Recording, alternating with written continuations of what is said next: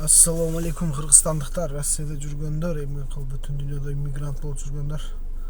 Мен Москвадан Ильяс, Оштон болом. Мен дагы иммигрант, Москвада жүрөм. Туугандар, мына көрүп жатасыңар, Россия тынч болбойт атат. Кандай жагынан тынч болбойт? Рейдтер өтүп, азыр бир таанышым бар эле, неде чоң ишти иштей турган. Ошол киши менен сүйлөшүп калдык.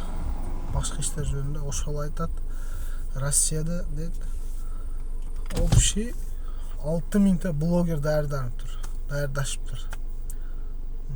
Нацизм, шовинизм боюнча ошол против иммигранттарга иштешет экен.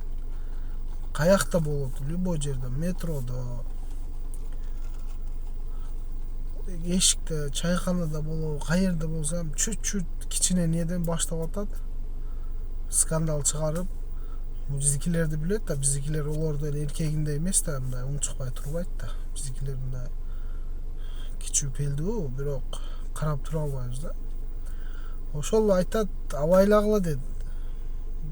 Жакынкы 1 жыл ичинде дейт, өтө каттуу мындай айтканда келген иммигранттарга каттуу эмне болот дейт.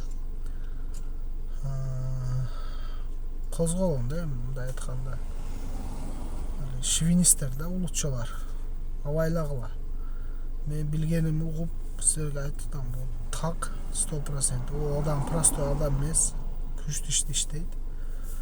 Каналыма катталып таратып койгула видеону. Аллага аманатсыңар.